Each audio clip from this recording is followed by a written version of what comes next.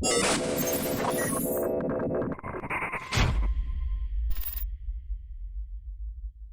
up everyone, it's Chewburger84 from the Alternate Reality Network, and we are back again with some massive Marvel Strike Force news. Now let's get this out of the way. I am part of the Foxnext Envoy Program, and the information that's going to be provided to you in this video has been provided directly by Foxnext. Now this news is a little bit more sinister than you would usually get, because ladies and gents, the Sinister Six, we have their kits, we're ready to break them down. And we also have the identity of the fifth member of this team that we were alluding to last week. That's right, it's not really hard to guess who it is if you've seen all the trailers for the upcoming Spider-Man movie. Mysterio is coming to Marvel Strike Force.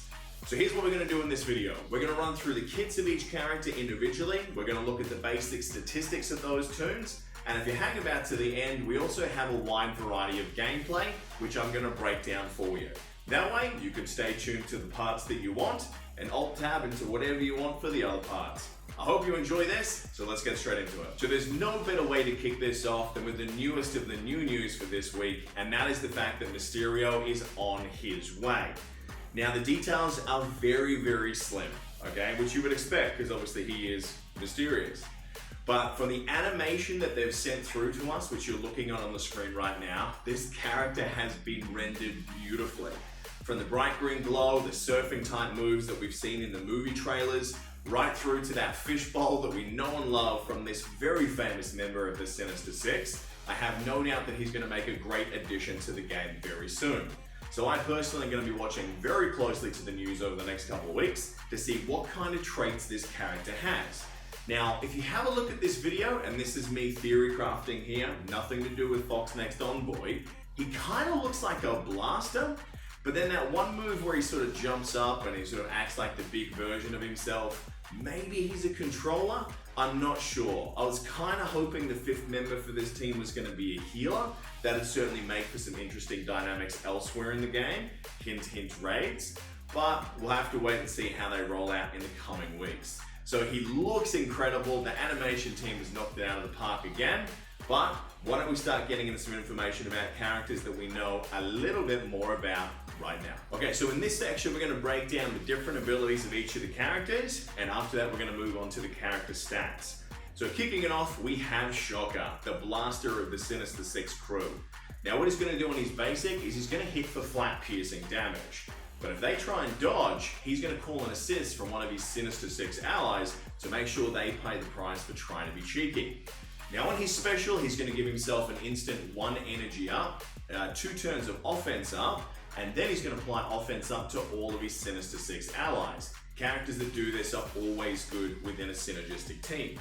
Now for the ultimate, it's a slightly new mechanic. He's going to choose a primary target and then spray for piercing damage. One of the characters that was next to that one, he'll select, and then he'll do it again, then he'll pick a new target that was adjacent, and then go again. A bit of spray and pray, if you will. Now to round it out with his passive, he gets stronger with other Sinister Six characters. So he starts off with bonus armor and more armor per Sinister Six ally, and he also gets a damage boost, especially from his T4 by the looks. And it also shows that if you have city heroes on the map, you're going to make Shocker mad, and he's going to do 5% more damage for every city hero. Is this going to be the end of the defenders? We'll have to wait and see. But Shocker's kit is not too bad. Make sure you have a look in the links down below at the end of the video. For each of the characters, we have developed some guides as to what we rank them from A, B, C, D, or perhaps a fail if we think that they're not a great character. Where do we rate Shocker and his buddies? Make sure you have a look at the end of the video. Now, what would a Sinister Six team be like without Rhino? That big wrecking ball of a machine? Not much. Let's break down his kit. Now, this is the character so far from what I've been looking at in a few days that I think I'm gonna buy. I think that by himself, he has some really cool abilities that could make some sense in raids later on, especially if you get some red stars under your belt. But more specifically, this guy by himself is a Brotherhood team counter. Let me tell you why. Starting off, we have his basic ability, which just hits for flat damage. Sometimes you just get a boring basic, but it's going to be effective because it seems like it hits reasonably hard. Now his special is really cool for a tank. He's a very, very aggressive tank.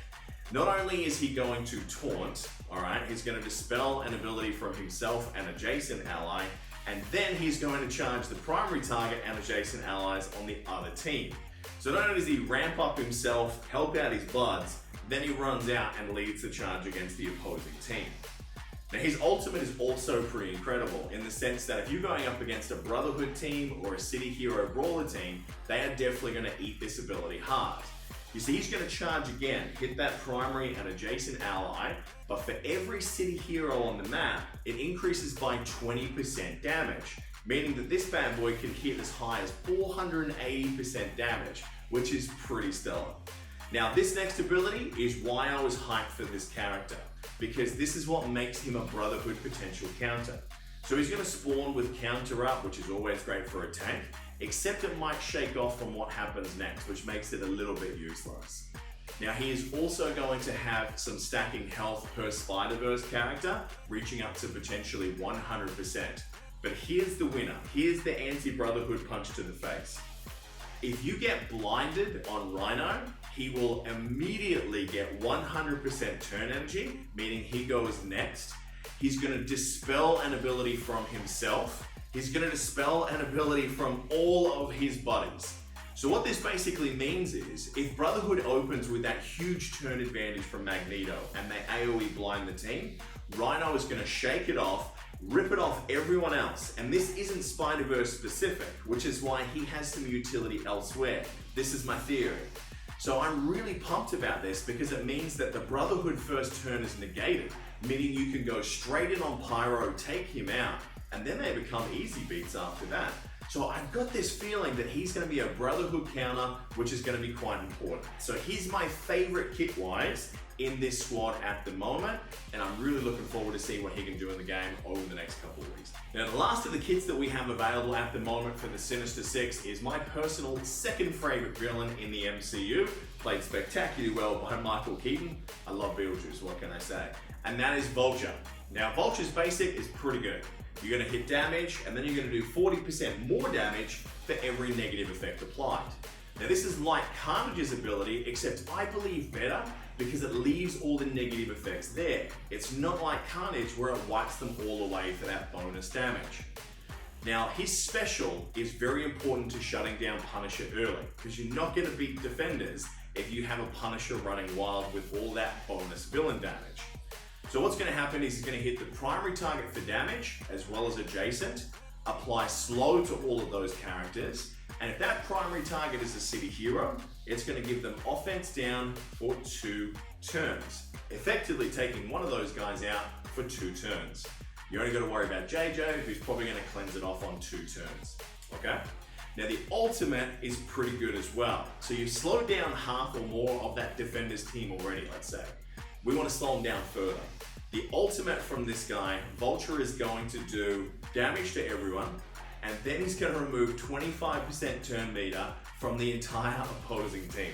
I actually want to try this out on raids. I kind of want to pair him with Falcon as well, because Falcon's going to be able to make your team just go bananas when Luke Cage has put the defenses up, and then you're going to have Vulture swoop in and just slow everyone way down.